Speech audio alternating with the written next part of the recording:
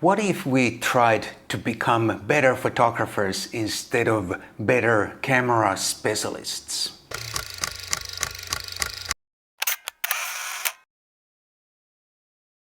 Hi guys, my name is Matti Sulanto and I'm a photographer. DPR Review, the site that we all love, is going to be deleted by Amazon. And I already made a video about that. I'll put the link up here just in case you haven't seen it. And that is really sad, the fact that DPR Review is being deleted.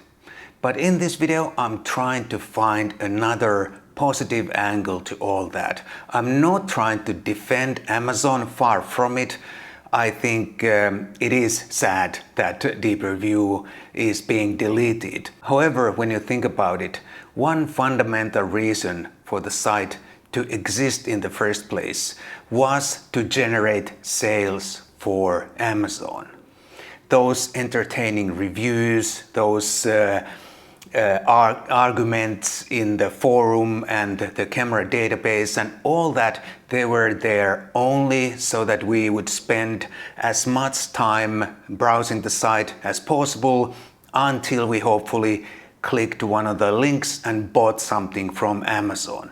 That was the main purpose for the site to exist in the first place, to generate sales for Amazon. And I'm sure we all spent a lot of time, enough time, browsing DPR Review and also other similar sites that review cameras and lenses and other photo-related gear.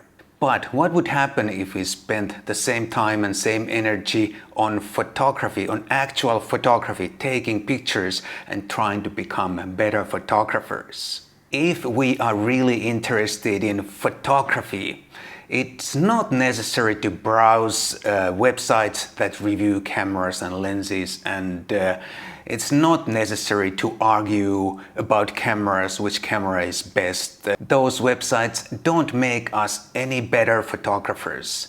We should all go out and start taking pictures instead of browsing camera tests and lens reviews. Forums are not useful if you are interested in photography and interested in becoming a better photographer. There are too many people pushing their own opinions, and there's too much argument about cameras, which camera has better dynamic range, better autofocus, or best low light performance. And good advice is lost in that flood of opinionated comments. Let's say a beginner wants to know about a specific piece of gear or some photo technique.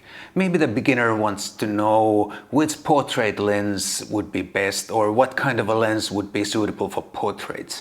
And that beginner gets 10 replies and every reply is different. One reply says you need a full frame with an 85mm lens, and the next reply says no one needs full frame, you need a micro four thirds with a 25mm lens, and the next reply says you need a full frame with a 50mm lens, and the next one says you need APS-C with a zoom lens, and so on. How does that beginner tell which one of the replies is the key reply, the trustworthy reply, the right, correct reply for his questions? It is nice to know about cameras, how they perform and what features they have, especially if you're going to buy a camera, your first camera or a new camera replacing your existing camera. And I know what I'm talking about because I have spent enough time, too much time,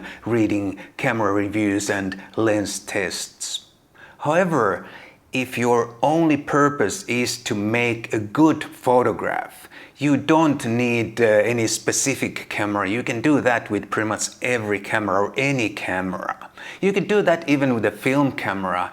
You don't need a digital camera if your only purpose is to create a good photograph.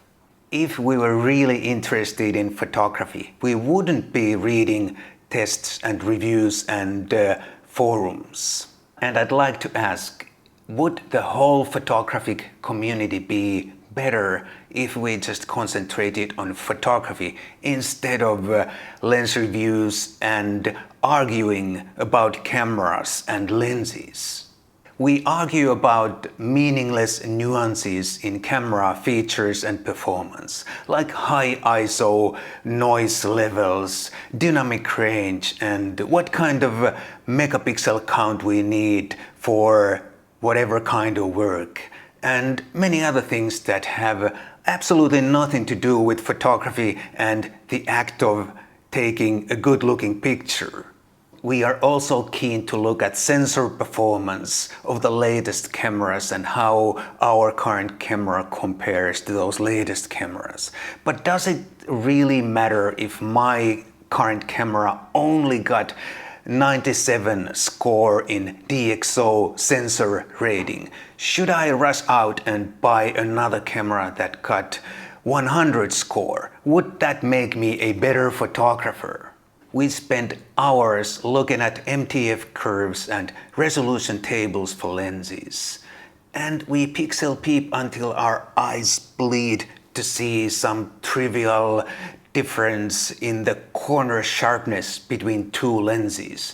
And as soon as our eyes recover from that, we start staring at blurry background called bokeh from as many lenses as possible, because we want our lens to offer both blur and sharpness at the same time. We keep reading which camera lens combo focuses 2 nanoseconds faster than the next combo. And we also want to know which camera is best at recognizing birds, dogs, cats, humans, trains, automobiles, buildings, airplanes, trains, and all those, because without those capabilities, a camera might not be worth it, and it might not be capable of producing good-looking pictures in our hands.